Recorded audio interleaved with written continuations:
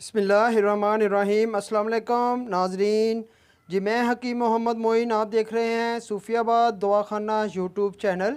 जी, आज मैं आपके लिए पेट का उफरना यानी कि उफारा के बारे में बहुत ही अच्छा और आजमूदा नुस्खा लेके आया हूँ।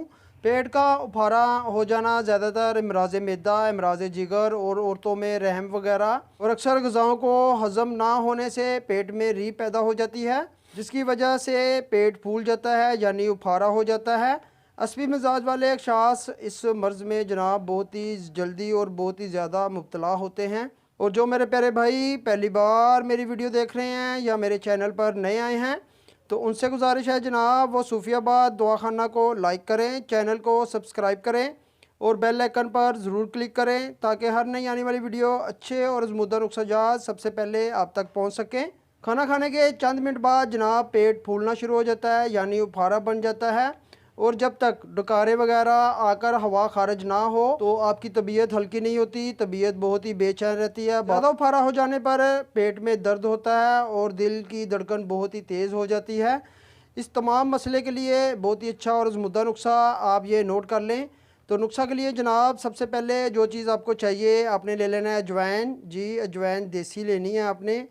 और उसके साथ आपको चाहिए अनेसू। जी, अनेसू चाहिए। और आपको चाहिए जनाब नुशादर। जी, नुशादर चाहिए आपको। और उसके साथ आपको चाहिए फलफल दराज।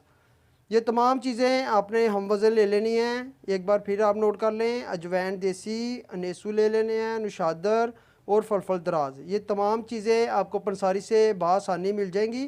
तो क्या करना है जनाब, आप चाहे तो पंसारी से पसवाई कर लें या ख़ुद अच्छी तरह से लाकर अद्वियात को अच्छी तरह से साफ़ कर कर ख़ुद घर में पसाई कर लें। पसाई करने के बाद आप इसका सफ़ूफ बना लें और जनाब किसी भी शीशी में महफूज कर लें। तो क्या करना है जनाब, सुबह दोपहर शाम खाने के आधे घंटे के बाद आपने ये 3 माशा सफ़ूफ पानी से ले लेना है। जी, ताज़े पानी से। और उसके अलावा जनाब आप बादी चीज़ों का परहेज़ किया करें, जैसे कि चावल, आलू गोभी, भिंडी, बड़ा गोश्त वगैरह और फास्ट फूड से भी परहेज़ रखें।